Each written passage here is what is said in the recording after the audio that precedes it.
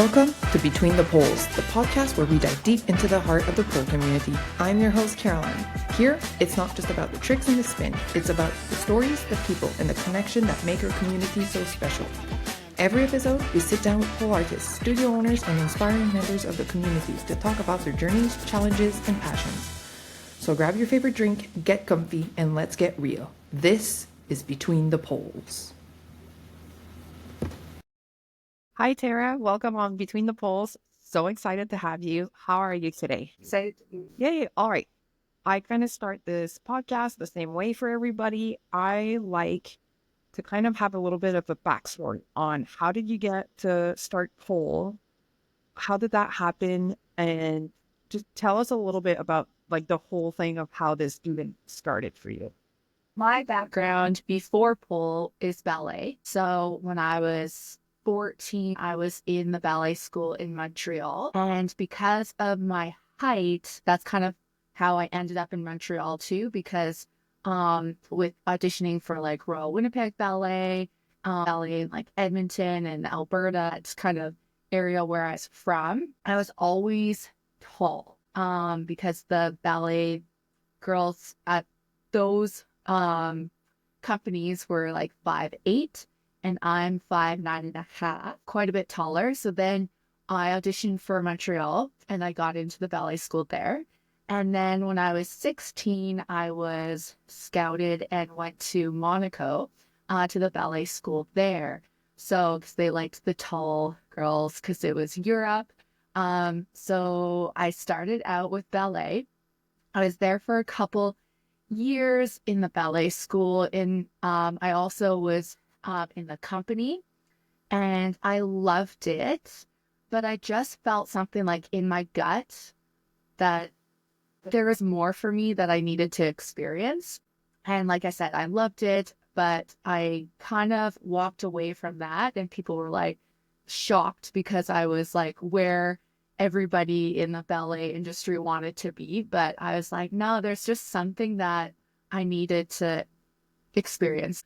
I left that and I just wanted to go and travel. So, because again, in the ballet world, it's just ballet, ballet, ballet. That's all you do. That's kind of, I never, as a kid, if I wanted to go snowboarding or skiing, it was kind of like, you shouldn't be doing that. Or when I would come home to visit my family, we had like a trampoline and it would be like, you shouldn't go on the trampoline. Like it was kind of just, I needed to go out and experience life. So I went and when I was at home, one of the times I just went to this audition for Norwegian Cruise Lines, and I just wanted to kind of do the audition. I was only 16 at that time, and I kind of just did it for the experience of the audition, but they ended up telling me that they wanted me and could be 18 at that time, which I kind of lied on my audition. I was like, shoot, now I'm caught. So I was like, well, I am only 16. And then they said, well, when you turn 18, let us know, or you can have like a parent sign off your guardianship kind of. And so I was like, okay, so that was always on the back of my mind. So when I came home, I was like, well, let me do this cruise ship thing. It gives me a chance to travel, still dance. So I just did that kind of just on and off. I would come back, take a little bit of a break, go back onto the cruise ships. And then I also got, in between my cruise ship time, I went to a dance convention, which was the Triple Threat Dance Convention, which was a huge convention in Canada and the States. And they do auditions kind of at the end or when you're finished all the weekend training. They pick one female dancer and one male dancer to go. At that time, it was for Princess Cruise Lines. So I actually got the award of being the Canadian too. And so that was part of the prize was Princess. So I ended up transferring over to Princess Cruise Lines, which I loved. And I was there again between that 5 years on and off. It's kind of in between contracts. I moved to Vancouver and started dancing at a dance company there. And then I kind of was like, okay, you know what? I'm kind of done with the shifts. So started dancing in Vancouver. I did kind of getting into like Pilates. That was always a big part of my life. So I was starting to like teach a bit of that, going into dance classes. And then I moved to Victoria, BC, just to again give like a different little bit of atmosphere. So went there, and then I met a girl that was opening up a pole studio. And at that time, I had never even heard of a pole studio before. I really never seen like what pole fitness was or anything like that. So I kind of was like, what do you mean you're opening up a pole studio? Like, what is that? And she's like, no, like, come take a class. I'm going to Vancouver. There's this workshop. This girl's going to come and do this workshop. And even like at that time, so this was 2011, I was kind of like, well, like, is it at a club? Like, what is this? Like, I was, like so not knowing what anything of the pole fitness was. Actually, I hadn't even been to like a strip club either. So I was completely oblivious to all of this. So I was like, okay, I'll go. Like, let's see what this is all about. And coming from a dance background, I also thought, well, like, I'll go to this workshop. I've never done pole before, but I'm sure it's not too hard. Now, as you know, it's completely different than just like taking a dance class.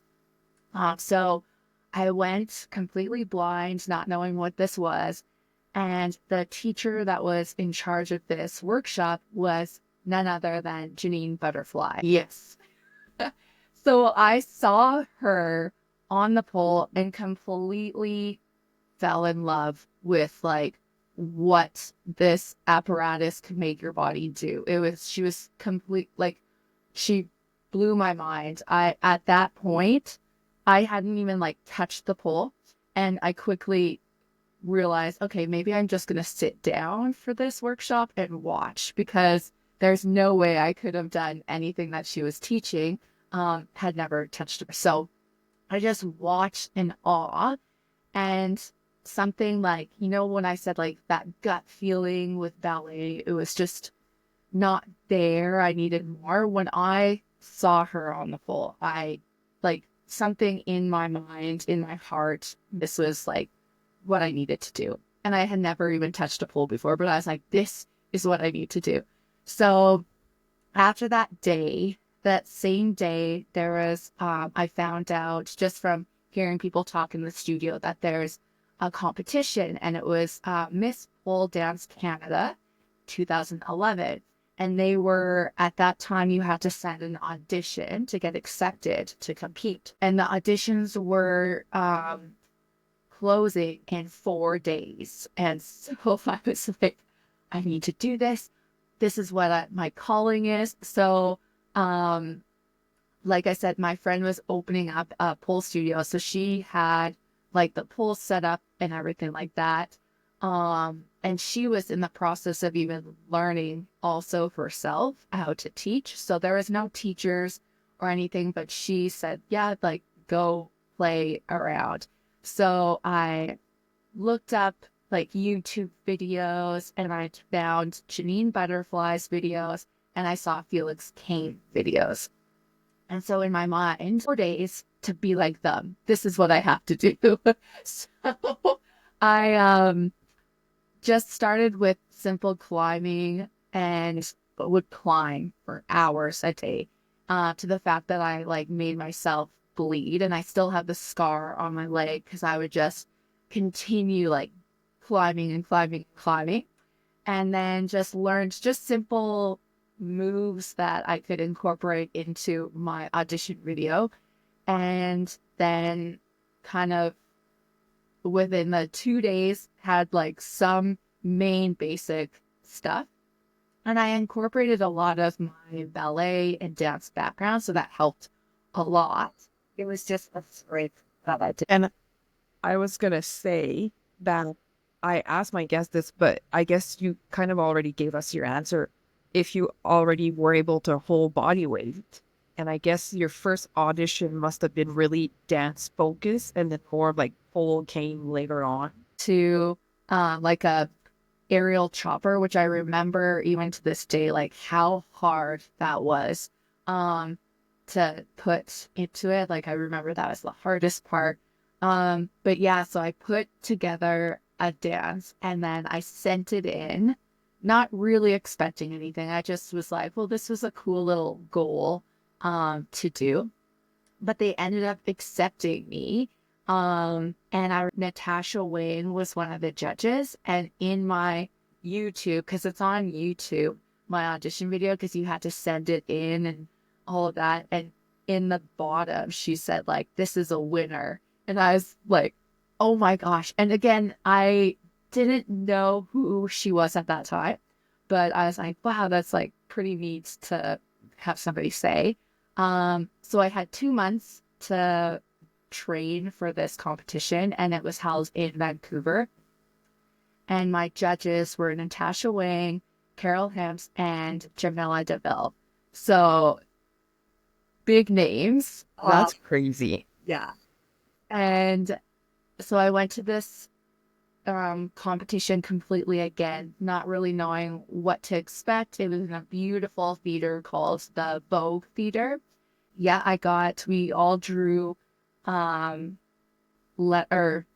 out of a hat to see which we would go. And at that time, there were 16 in my category, and I pulled number 16, so I was the last. So I was a little bit nervous before going on stage. Again, you could hear like the applause of the audience and everything. So, but by the time I was number 16, I was like ready. Like I just wanted to go. I was like ready to show my routine. And I ended up winning the competition.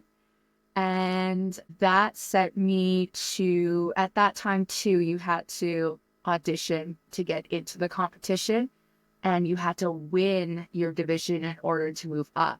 So because I won, I was able to move up to semi-pro. And that year I trained again. I was self-taught because I didn't have anyone to go train, but I made sure to go and I did the pole con. So I did actually train with like Felix Kane. I took her workshops. Marla went and did training at other places because I knew this was important. I also traveled to LA a few times to train at different studios. How much was available online back then for you to kind of be able to look and replicate? Nothing. So at that time, it was just me watching, like when I found Janine and Felix videos, it was just from competitions that they did. So I would just kind of study what they did on the pole in their routines.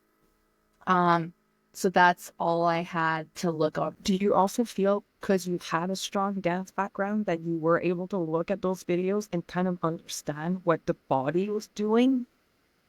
Yeah, so because of my strong ballet background, technique and alignment was something that was drilled in me. So seeing them on the pole, obviously it was a little bit different, but I was able to understand like, okay, it looks like she's like pushing with that bottom arm, and a lot of it was like trial and error, like within myself. But what I did was I always videotaped myself just to look back and watch. And I remember like writing notes every time I trained, and I would say, oh, okay, my hips were down too far, so I'm sinking. That's why I can't get up into that move. So I was able to kind of like do that because I also taught dance to other students while I was in ballet school. So I kind of understood watching the body mechanics and stuff like that. So that Also, for people that are a little newer to pole, I have to say this too. What pole used to be to what it is now, like how competition were, like it's another world basically of like when you started to what it is now. Like it grew so much, and just like it blows my mind that you were able to watch YouTube videos of like competition Like we all watch Instagram now, like, and they're giving you the tutorial, like this has to move this and you're supposed to look out for this.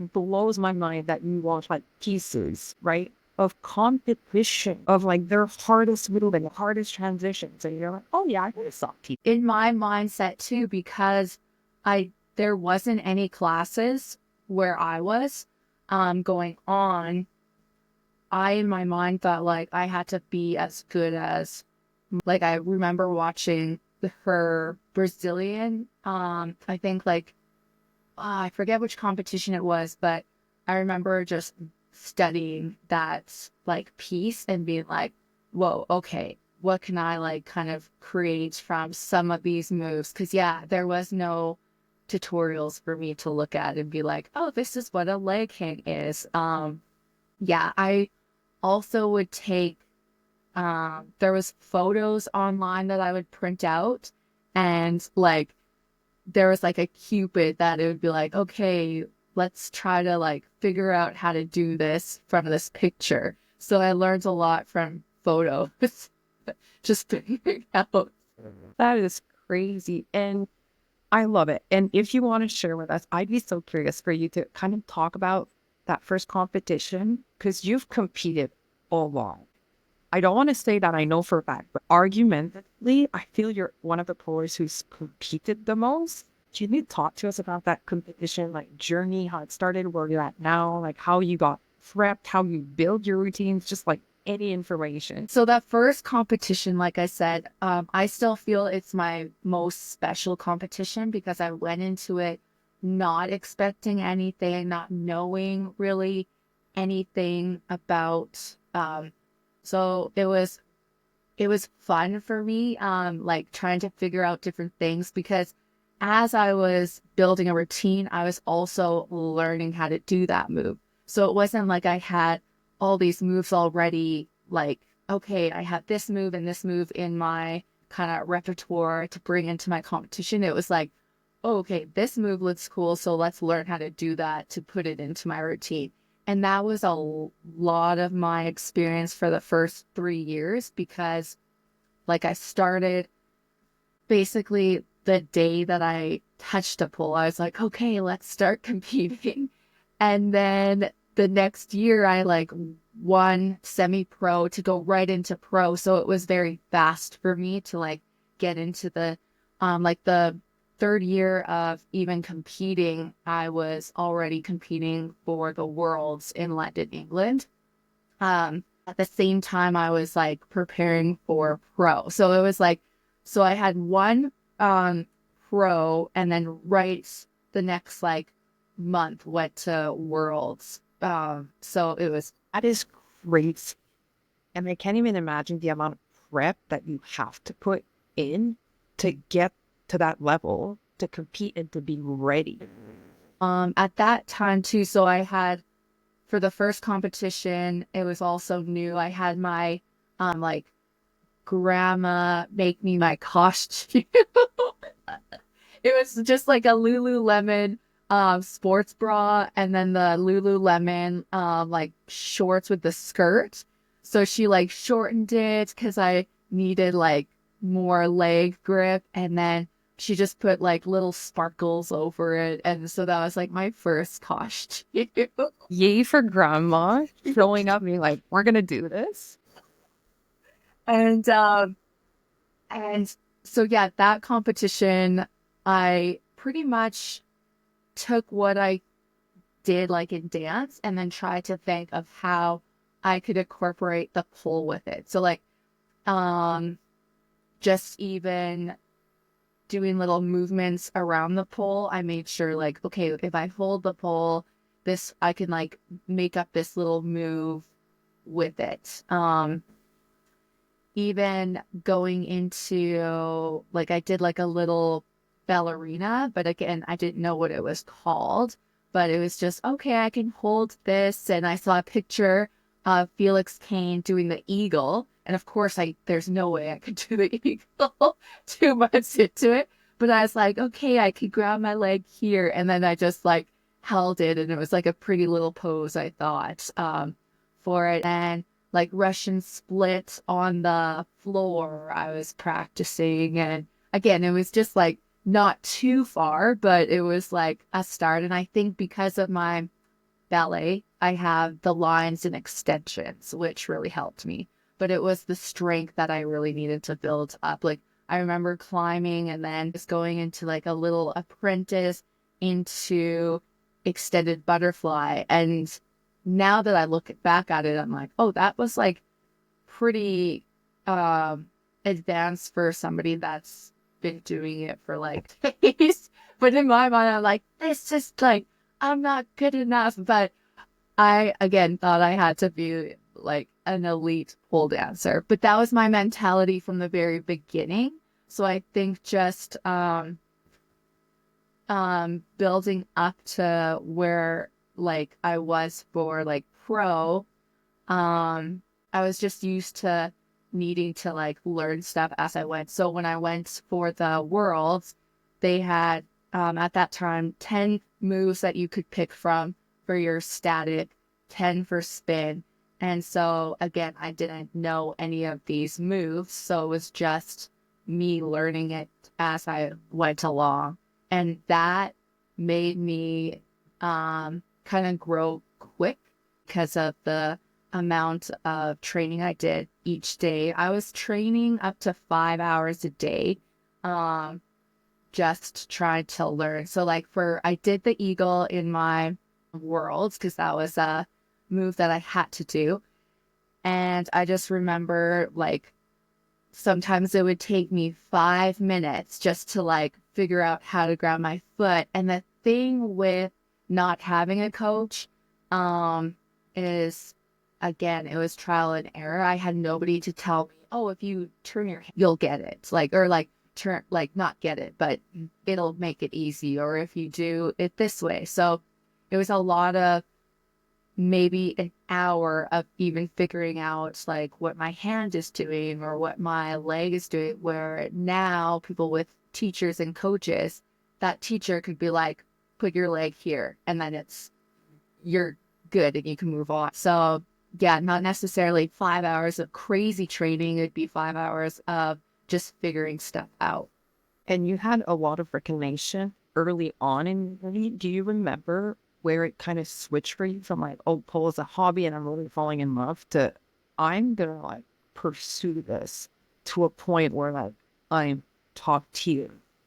So personality as a kid as well is when I started ballet, I started quite old for ballet. Like it was 12. Usually like you're a little kid when you start ballet. So it was 12 years old and I knew like, this is what I want to do for that. Was like, I was driven. And when I saw Janine Butterfly that first day, I like something in my mind switched and it was like, I need to do this. I didn't know there was such thing for a career. Like I just knew that, okay, there's a competition. Let's like compete. And then I think just it kind of just happened because I won each year that it forced me to continue going to the next level. And then when I won, then it opened up the doors for me to compete in the States. And I think that was really nice for me as like somebody starting out, because there wasn't all these competitions how it is now. And you're kind of thinking like, oh, I could do this competition. I could do this competition. This was very set out back in the day where it was like, you do this competition, you move on to this competition, you move on to this competition, then you're moving on. And I feel like everybody around the world kind of had that set. So when I went to compete in the States, I was competing against like the best in like North America. And then it was kind of every competition that we moved on, I competed against a lot of the same people too, because it would be like, okay, you're moving on to here and here. And it was I liked that structure. I like structure. So I think that helped me be able to like kind of see where I'm going in my career. So it was like, okay, I win pro. I'm going to compete in elite in that competition. So I got to go compete at the Arnolds. So it was very structured that way. And you kind of said that because it was structured, you kind of would see the same people at these competitions because, right, you guys are at that level and you're competing against each other. Do you feel there was still a lot of like community sense? Because you'll see these people multiple times. Do you feel like that really helped you out? Was everybody nice? How was it? Well, I felt because I was like kind of a newbie, not a lot of people like knew who I was. So I would kind of be like still there, but there was, because some of these people competed with each other for a while, they knew each other, but it was quickly, once I kind of got into the groove of competing a few times, everybody like pretty much, yeah, knew each other. And it was very nice. That's what I loved about pole is I found it was very welcoming. Dance, like kind of growing up in the ballet world, it's you're competing against each other all the time. Where in pole, yes, you're competing against each other, but you have so many different styles, so many different like height wise, body size, like everything is accepted and in a good way, and everybody is cheering you on as you compete. Like nobody really wants to see you fail when you're competing. Like everyone wants to see you nail that move. I'm sorry, I'm really asking you 100 questions about competing. I'm just like obsessed. And I feel you're giving us so many like good details that I just want to keep going. I was going to ask you, do you feel there's a big difference between competing now and back then with the audience? Like who would show up back then as the audience, or like the size of the audience that compared to now? So even just like my first competition was in the Vogue Theater in Vancouver, and there was just people would come and watch. I think because it was also so new, people were curious like what it was all about. But yeah, I feel like there was a lot of people that would come to see what it was about too. And then so in awe of like, oh my gosh, that was like amazing. That was so neat. Just sometimes like seeing like the competitions, it's more kind of not as many outsiders coming in. I don't know. Like I could be wrong, but just from starting in 2011 and then my last competition was 2018.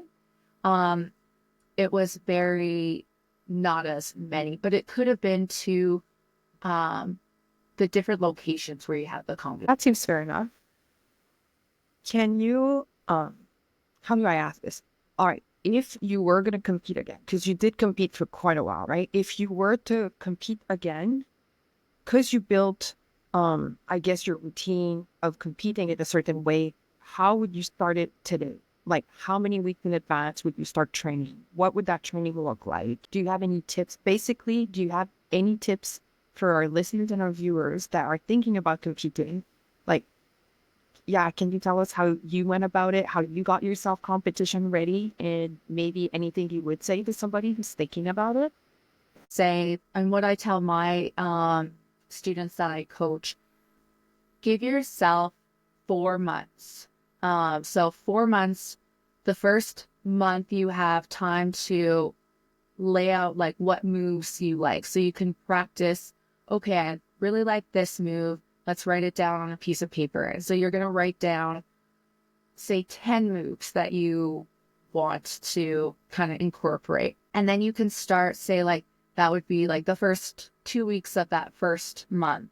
Then the next like 2 weeks, you can start making combos. So what I tell people is get yourself little recipe cards, like the little recipe cards, and write each move on them. And then you can do like a puzzle. Like you can start going with the move, like, oh, this goes together, this goes together. And then that kind of starts building your combos. Then so that's like the first month. You can kind of like play with that. Then the second month, I would say that's when you're going to start building your routine. So I always start with like music. So I always think about music. I now have like a list of a million songs that I can like go through, but I'll always be like, okay, what's my theme? What style am I wanting? What kind of music fits kind of this theme? So I'll go through the music, and then that's when I'll freestyle. So I'll put on freestyle just to see if there's anything. Like a lot of the times my stuff around the pole, like low flow, comes from freestyle that I like just made up, and then I realize like, ooh, that looks really cool. Like what can I use and what can I do with that? So I'll do that.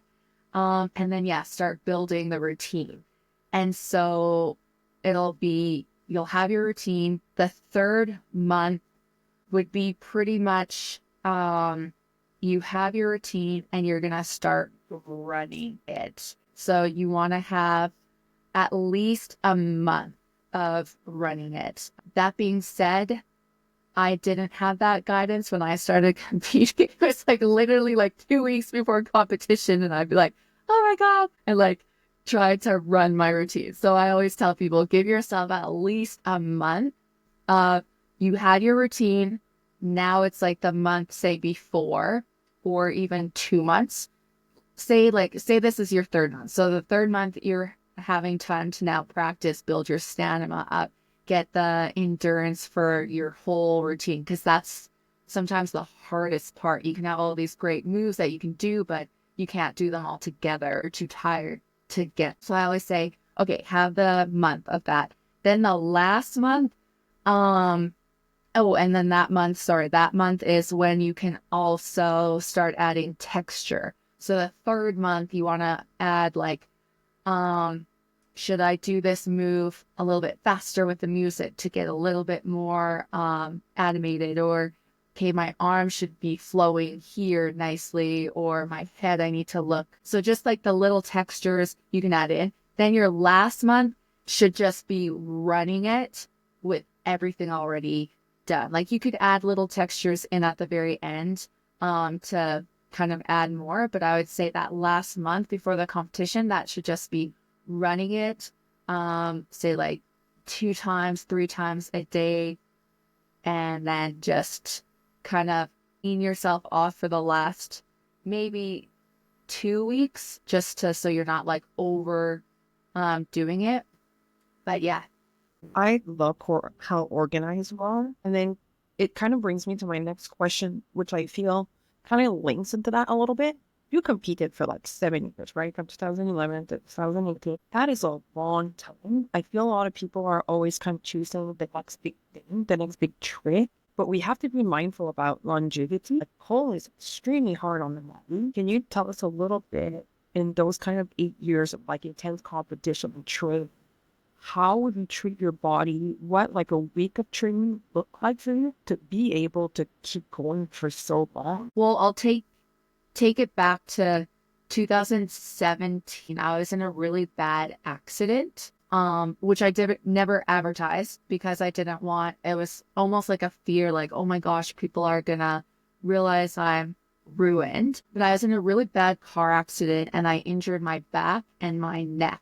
So I was out for a while. Actually, like 2017, I never competed because I was out. I did judging, but I had to take time off.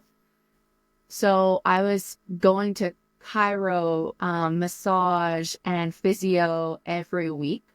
But what I went back into is, again, the longevity. I was worried that I wasn't going to be able to like compete again. So I made sure I didn't rush into it.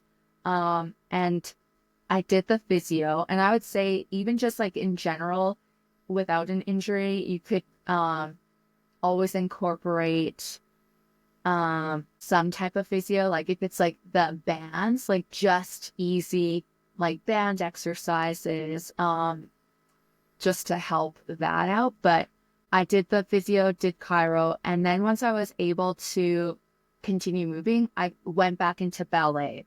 So even when because I have a studio in Canada, when I had classes there for my competitors, I offered like a ballet bar class. I find that really helps the body. Ballet and like Pilates was my big cross training. And then, so just getting back into ballet and of kind of conditioning again with the bands, I would say that would be the best thing to continue doing. And actually, that's why, like, I have my course online, and that's during my injury, I was developing different courses that were helping me. So I have like my Pilates, and I found that was still keeping me, even though I couldn't be on the pole, it was still keeping a little bit of like skin training and core because my core with my back was completely ruined. So I had no core and I had to build it up. So I was doing that, and then just like arm exercises with the band. Yeah, so that's kind of. Well, I guess you told us a little bit about it, but at that point, can you tell us a little bit about your online platform? And if any of our viewers or listeners are thinking about getting it, what is on there? What can they expect? How, from where it started with your accident and kind of what you used to what it is now? Like, how was that? Yeah, so basically, I kind of got this idea because I had my studio, which I've now had for 12 years. And like I had told you, I'm a very structured person, but I'm also chaotic in the same way. But when it comes to pole and dance, I like having that structure. So with my studio, I developed like a session, and I would do them in week sessions. So like 8-week sessions they were, and I made from level 1 all the way to level 8 like a book of like how I wanted everything to be taught. It's also nice for my instructors so that they like could be trained that way of how to teach. So during the years, I saw how much that helped the students. And then they were also starting to compete at just knowing that structure. So then I was at a competition in the States, and I got asked, like, because I had taken some of my students there to compete, and they like dominated the competition. So I got asked by one of the organizers, like, do you make like a little factory and you plop out all these like little competitors? And I was like, well, I have my studio, but then that kind of got me an idea of like, well, I should offer something similar, but just online.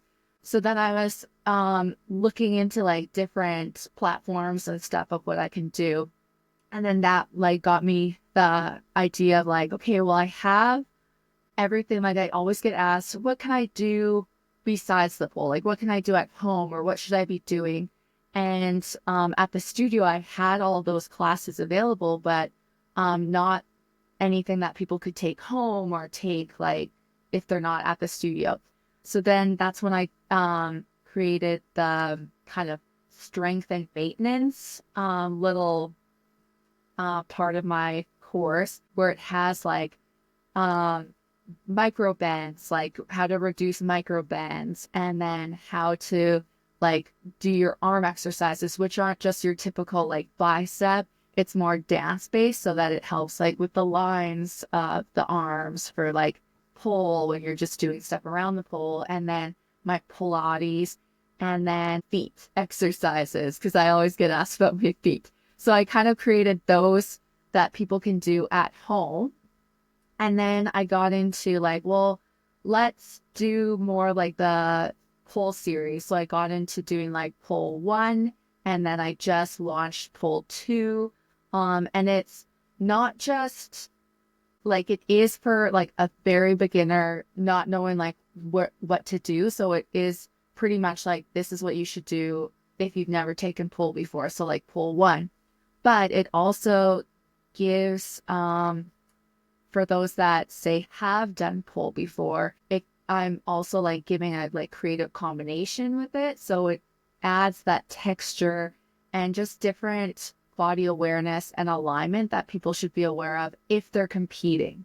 So I also add that like right off the bat because I feel like beginners should learn the basics and the fundamentals properly right away, like off the bat, so that you don't have to go back and like fix things. So I give them like body alignment, even like walking, like, okay, your hand should be here. your body should be like angled. You can lift your head over here, you can lift it there, like just very structured of everything.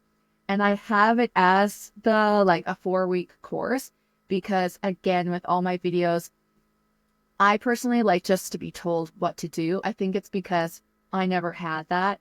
I always had to like make up my own programs. So now I've made these programs where you literally can press play and I tell you what to do. Like, so it's like, let's walk around the pole and let's do it 4 times. And so in my videos, I'm doing it with you. So it's as if you're taking my class and you can do it at your own pace as well. It's not like a set. You don't have to do it January to February. You have a whole year to do it at your own time. Yeah, it's very set. So if I just want to work on my micro bends one day, I'll put the micro bend exercise on and it'll take me through all the different exercises. I actually even created for people a booklet so that it's like day 1, do these exercises, day 2, do these exercises, so that, yeah, because a lot of the times people might like do a course, but then they just don't know like how to do it. So it's kind of like, here it is, easy peasy. I'm like, sign me up, because microbends are the bane of my existence. I'm still working so hard on them. But then it kind of brings me as well to another question, because you started judging a couple of years ago. And I feel you must kind of see that right away because you put so much emphasis in your own routine on lines and positions and microbends and your feet and all that. Can you touch up a little bit on how did you start judging and how has that been going? So I actually started like my first judging was it was the World Exotic competition in Jamaica, which is funny because that was not my forte. I was more like sport, but I loved just seeing all the styles. Like I love doing like heels myself too. Now I've like got into that and I love it. But yeah, so I saw that was my first competition and basically I think I do pick up on the like lines and extensions, all of that.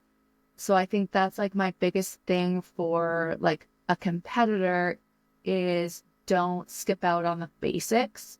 A lot of the times, so for example, like the exotic competition, these girls were doing amazing tricks, but walking from the pole or walking around the pole, that's where it caught my eye is like they could do all these crazy things, but just a simple walk or something simple that I call it like with my students, if I'm watching their routine and kind of like a little jolt, like gets me out of the moment, that's when you need to fix something in the routine because it took me out of the moment for a minute. And as a judge, you're looking at actually just being in the moment. I'm not looking for mistakes. Like I said, I don't really want to be looking for the mistakes. I want to enjoy the moment, see what they're offering. So if there's a little jolt in that routine, it's usually from like an arm or something just off out of alignment. So like I said, not about mistakes. It's kind of like what you're bringing to the table, I would always stick to like what you feel comfortable to. Like don't be going into a spatchcock if it's going to take you like a lot of time to get into it or like kind of maneuvering in an awkward way. Like just flow into the movement. Can I ask you, what is your own goal right now? Like anything pole related that you're working towards that you're I always strive for like more and more and more. So after I competed, once I got back from my accident, I competed in the 2018 Olympia. That was like a big goal for me to get back to competing. And I also brought it back to my first competition because, like you said, I had been competing for 7 years, and between 2015, 2016, I was getting really tired, like kind of, I wasn't enjoying it as much. I always had to kind of I was always like proving to myself, like, okay, I can do better, which is one of the things I always loved doing, but it was getting like, I wasn't enjoying it as much, and I was like stressed out. And so I think that accident happened for a reason, to like bring me back, like, kind of like, okay, what am I doing? Why am I doing this? Like, who am I doing this for? So when I went back to this competition, I told myself, I'm just doing this for myself. I want to bring it back to 2011 of that happy feeling, how I felt. When I was training, I was doing it for myself and trying not to stress out. And then after that competition, yeah, it was like, okay, what am I doing? What's my next goal? And that's when Cirque du Soleil scouted me and called me to be in their performance. So I would say that, which it was funny, it was never on my radar to do. But after I did it, I was like, that was like my all-time amazing. I loved every moment of it. Even though that had its ups and downs as well too, because during that time, it was in Andorra, so a little country between Spain and France.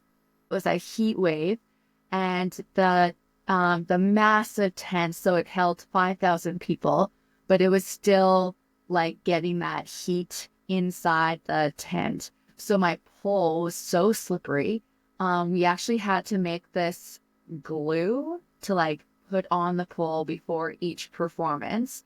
And that would like have like a big scar on my back, because every performance, my skin would like rip open and I'd be bleeding. My legs looked like somebody like took a bat to me and just like, it was bad. So that was kind of the ups and downs of that. But I still was like, this is what I'm doing. I'm dedicated. Like, I don't care. And then, so now that I have that, like, that I've done it, and then like COVID hit, so things like kind of stopped. I would love to like still perform. I'm not too interested in competing anymore. I feel like my calling is making other champions. Like I think that's right now, I think that's my biggest goal. So like, as much as I love performing, I still want to perform. I would still love to do that. And I just recently moved to Reno, Nevada. So now I'm in the States. And I'm just waiting for my green card so that I can like travel a little bit outside of the States. I do have my working visa, so I have that all ready to go. But at the moment, I think my biggest goal is helping people become the champion that they want to become, or the performer they want to become, or help them. Even like I've now helped people become teachers, instructors. So for example, I had a student that he wanted to compete and it was his first competition. So I, again, coached him throughout that. He won that competition. And then I said, okay, what's your next goal? Like, what can I do to help? And then he wanted to be an instructor. So then I mentored him, and luckily I had my studio.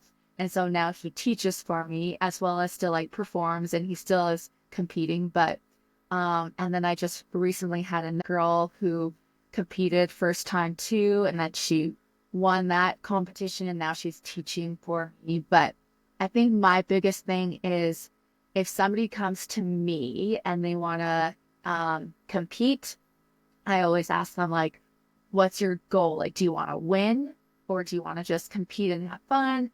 Or do you want to perform? Because there's so many different kind of avenues to go to. If you're going to win, if you want to win in your mind, which was what in my mind, I always was like, okay, I'm going to win this. it's a different mindset. So like it's a lot of money to compete. It's a lot of energy and time to do it.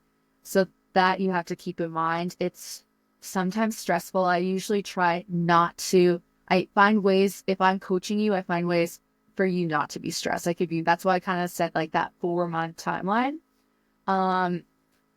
But yeah, I love just seeing now other people like go for their goals. And I know that experience it's to help them get what they want. I absolutely love that. And I don't want to keep you on here forever. So I think we're ready to go to the last segment of today on Between the Poles. We call it the last grip. These are just short, fun questions. You can go in as much details or as little details as you want, just for our audience to be able to kind of have an opinion on, basically. So are you ready for the last grip? All right. Coffee or tea? Favorite song to dance to right now? That I think it's called like the bar song. I love it too. Your most loved pole outfit or accessory? Ooh, I'm really loving, so like I have these costumes. So I really love, it's just like a like a bra from Amazon, and then I just bedazzle it. And that's kind of like my token little, like if I'm performing, I kind of am doing that. But if I'm dancing like at the studio or at home, honest, it's like sweatpants and a big ass sweatshirt. Heels or barefoot? I love the heels, but I guess I'm gonna say barefoot. One word to describe your relationship with pole. Spin or static? I am, but it would normally probably be spin. Choreo or tricks? Morning practice or evening practice? Love or hate for condition? So It's fair, you're allowed to say that. Other people said that. I hate it too, but you gotta do what you gotta do. the course that I just put on that video and I just do it. Can you tell us 2 or 3 people that we should be following or that we should be made aware of? So hard. There's so many people out there. Okay, well, one, Selena. Oh, I have to like look. This is the one student that just won. She won script down, in her division, and yeah, her name's Selena, and it's Selena DMI is her Instagram, and I think she's gonna be like an up and coming, even though like I'm biased because she's like one of my students, but I think she's like legit gonna be like an up and coming competitor. She just started. She's a little baby. Can you tell us? I have to say, like, I still love watching Marlo. Well, I'm just gonna say Janine because I love Janine Butterfly. That works. Can you tell us your nemesis move? Sorry, say that again. Can you tell us your nemesis move? Oh, my nemesis.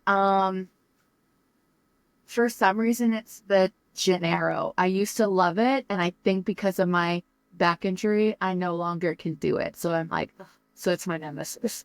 Can you tell us your favorite move? Or can you repeat that? Yes. Can you tell us your favorite move? My favorite, honestly, I think my favorite move is still the eagle. It's a gorgeous move. I love it. Thank you so much for being on with us today. I will put in our caption all your information so people can give you a big follow and have access to your platform. And then thank you so much for being here today on Between the Pole. Thank you so much for tuning in to Between the Poles. If you enjoyed this episode, don't forget to subscribe, leave a review, and share it with your friends. Stay connected with us on social media, and we'll see you next time right here, Between the Poles.